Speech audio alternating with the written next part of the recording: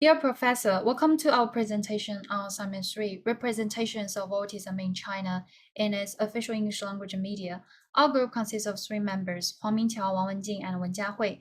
In this presentation, we'll introduce our research topic through the following 6 aspects. And then let's start with our research topic.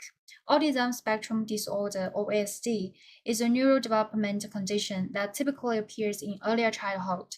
It's characterized by challenges in social interaction and communication. Globally, the prevalence of autism has risen significantly in recent years. In China, the incidence increased from 2.8 per 10,000 2000 to 63 per 10,000 in 2015. However, autism is not just a medical condition, it's a social issue. The prosperity of any society depends on its ability to recognize, accept, and include individuals with diverse talents, including people with autism, while integration into society remains a major challenge for them. As a significant producer of public discourse, the media plays a crucial role in shaping public perceptions and attitudes towards autism. Therefore, our studies examine English news from Chinese official media, focusing on 27 news reports concerning autistic people from 2020 to 2025. Through this, the goal of our research is to offer fresh insights into the autism discourses within the Chinese context. And finally, our research is guided by a key question, that is, how is autism linguistically represented in the English language news text produced by Chinese media? And then let's move on to the next section, literature review. By reviewing the previous research, we found that the image of autism in news media is mostly based on specific frames, such as science-based frames and policy-based frames. Some research has shown a high prevalence of negative narratives regarding ASD in newspapers, and other studies have investigated changes in the representations of autism in news media, shifting from the physical deficits of autism to a greater emphasis on social impairment.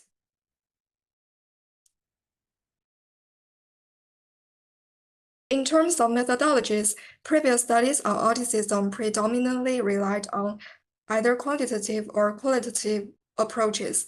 What's more, there are studies employing Sinclair's notion of mini-shift units to investigate the portrayals of autism in UK press.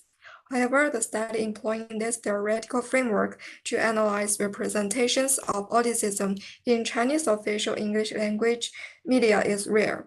Therefore, within Sinclair's theoretical framework, we aim to examine the linguistic representations of autism in Chinese official English language media by using a combination of quantitative and qualitative approach.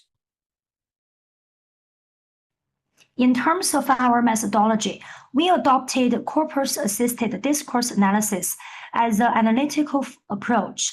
There are 3 main reasons for choosing this approach. First, large size means patterns are representative. Second, procedures are unbiased. Third, large size means resistant or minority patterns may be found.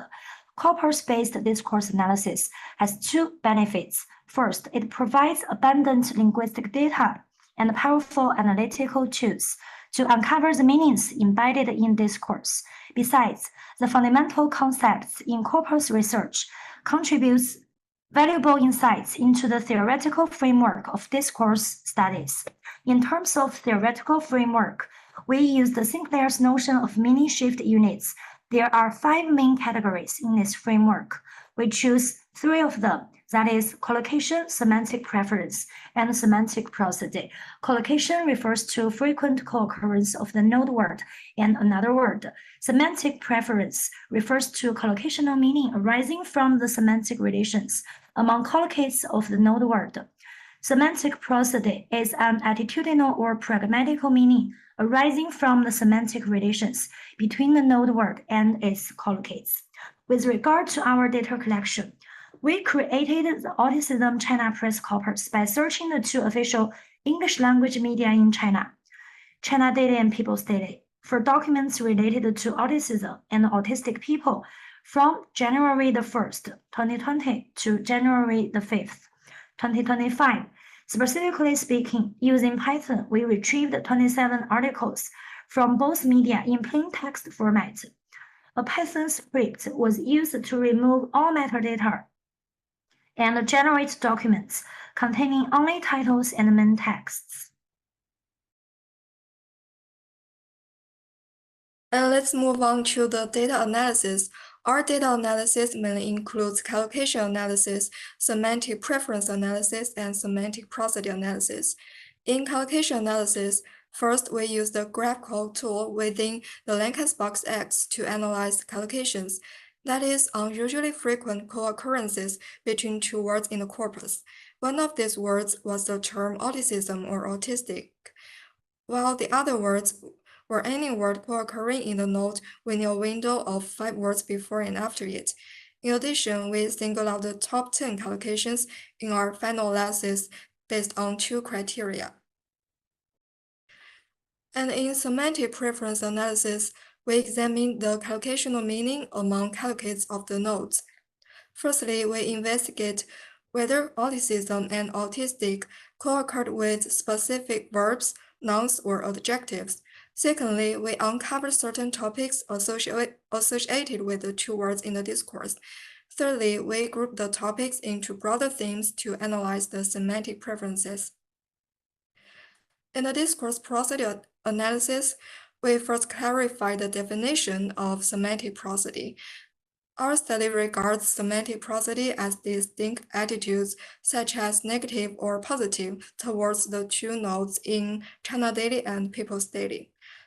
So first of all, we search the KWIC for the two query terms in China Daily and People's Daily.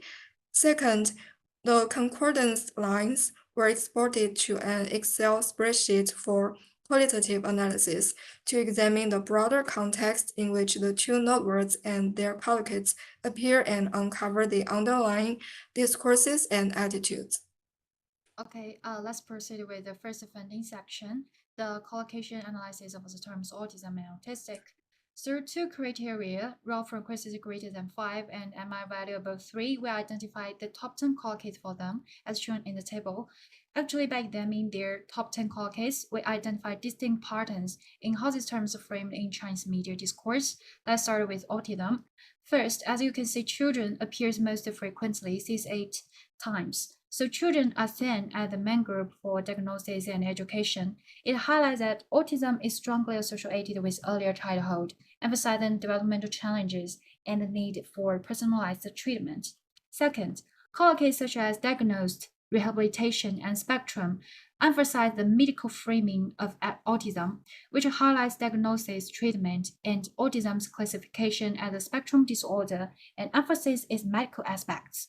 Third, terms like services, education, and awareness reflect the social services and the policy concern, highlighting the importance of a healthy care system, special education. This suggests that addressing autism requires both institutional support and the societal understanding. Finally, training means that the autism discourse focuses on rehabilitation training, vocational training, and training centers, which reflects the policy concern about and the social support for the autistic people, especially children. So mentioned above, we analyze that autism is framed within a micro-level context, focusing on its definition and classification as both a medical condition and a social phenomenon. And in contrast, autistic is framed with a micro-level context, focusing on the life experience and social support of individuals. Key focus groups are reflected in collocates such as children, patients, and families. This term highlights individuals most affected by autism and those closely involved in their care, especially the life experience and the specific needs of autistic people. It offers a perspective on the challenges and resources for these groups. Additionally, collocates like rehabilitation, sport, and center reflect efforts to provide care, institutional support for the autistic, and deliver the broader social commitment to addressing the needs of them. So some compassionate initiatives like rehabilitation services, treatment services, and so on. Lastly, the collocated lives is a humanizing perspective, focusing on improving the quality of life for autistic individuals, so social inclusion and the public awareness. And then the second funding. Regarding the findings of semantic preference, we found that the semantic preferences of the terms embedded in the collocation share some similar themes in the two newspapers. The first theme is adversities. Many collocations are associated with adversities. For example, frequent collocations of the two notes were as follows: diagnosed, diagnosis, patients, and so on. By using this negative language, collocations in this theme indicated the attitudes towards adversities associated with autism, including the descriptions highlighting disabilities. The second theme is medical and social support.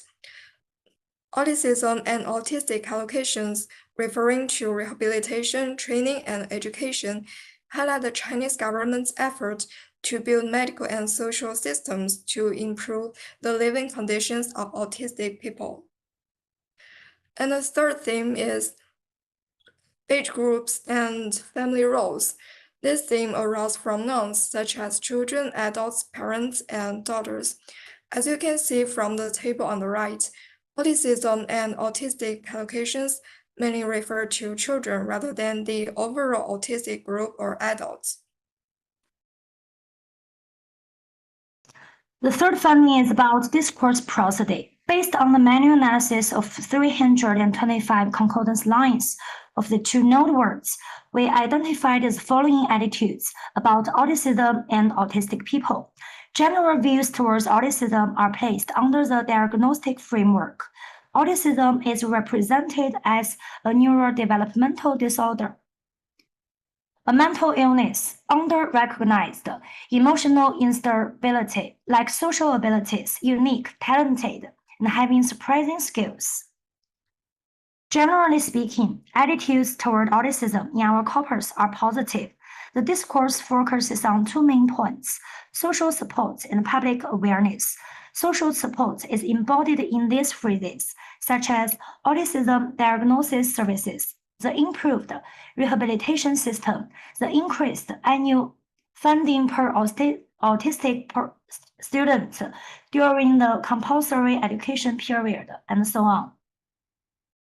Regarding the public awareness, autism and autistic people are from being under-recognized to being increasingly understood. They tend to view autism positively, accept it, and enjoy the different life it offers. There are also some negative attitudes towards autism. People with autism live in their own worlds. People know little about autism. The public often underestimates the negative effects of autism.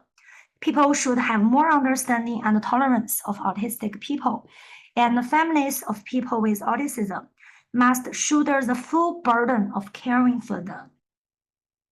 The last part is our conclusion. There are four main findings for our research question. First, the discourse tends to adopt positive discursive strategies.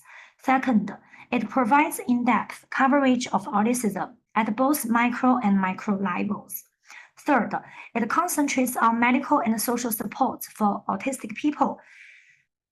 Finally, there are few negative representations of autism, and there are also limitations and recommendations for future research. The first one is geographical scope. The study is limited to Chinese newspapers, so further research is needed in diverse cultural contexts to gain a more comprehensive understanding of autism representations globally. The second one is methodological subjectivity. Semantic preference and discourse prosody analysis contain a degree of subjectivity. Future research should attempt to use participatory research frameworks to validate this analysis. The last one is temporal scope. The analysis covers a specific period. It may not account for earlier representations of autism. Future research can be longitudinal studies to provide deeper insights into changes in media portrayals of autism. The final part is our reference. Okay, that's all. Thank you.